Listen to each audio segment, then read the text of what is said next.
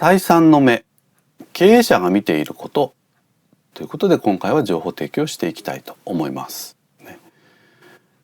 経営者をはじめ、役員の方もそうですけどね、常にどんなことを意識をしているかというとですね、組織というのは一般的にGoing Concernというふうにも言われますけれども、未来永劫にわたってですね、組織というのは維持成長発展し続けるものだという前提においてですね、運営をされているわけですよね。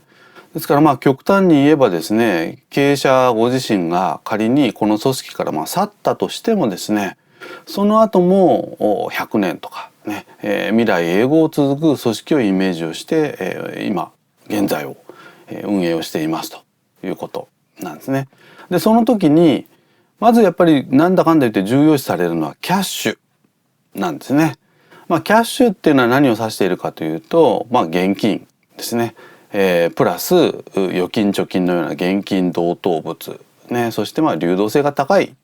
ものということですね。すなわちすぐに換金ができるものということなんですけども、このキャッシュという視点で、我が社の事業ビジネスは儲かっているかどうかね、これを常に考えているというのが実は経営者だということなんですね。でこのキャッシュというのはですね、もう会社にとって本当に人体における血液と一緒ですね。キャッシュが循環をしなければですね、組織の死イコール倒産というのも意味をしてしまいますということなんですね。ですからそのためには常に採算を意識をする必要っていうのがもう必ずありますということなんですね。でこのキャッシュね、一般的にはキャッシュフローというふうに言いますね。フローっていうのは流れですけども、キャッシュフローを生み出すものというのは経営において大きく3つあります。ねまず1つ目、営業キャッシュですね。すなわち営業ですので、これは本業で生み出すキャッシュのことを言いますですね。ビジネスというのはですね、固定費を粗利で回収をしていきますね。ですから1年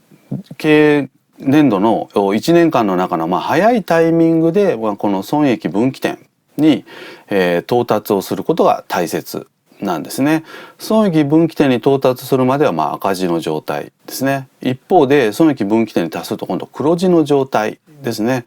で今度損益分岐点に達するとですね、黒字が増えていく比率というのがもうどんどん大きくなっていきますので、経営者としては1年の早いタイミングでとにかく損益分岐点に到達をして早く黒字にしていくということを常にやっぱり意識をしてますということなんですね。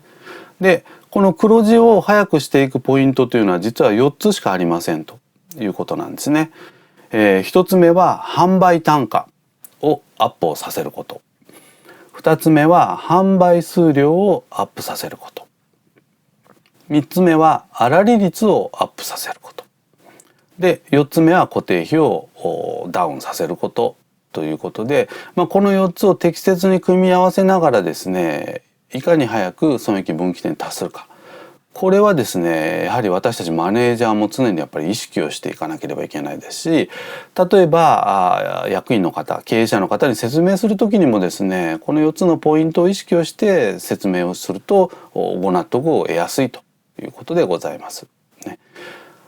ですからマネージャーとしてですね、財務とか部門の専門でなければまずはこの営業キャッシュを意識をする必要がありますと。でこれ以外にキャッシュフローを生み出すものとしては、例えば財務キャッシュね、これはですから資金調達ですね、融資ですとか増資ですとかね、キャッシュそのものを直接的に生み出すやり方っていうのがありますね。それから3つ目は投資キャッシュですね。こ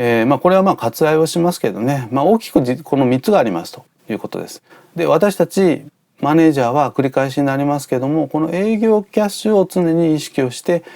仕事をする、短期的なキャッシュも当然必要ですし、中長期的に生み出していくっていうことも重要ですので、両方の面で何とかしていくということが求められますということでございます。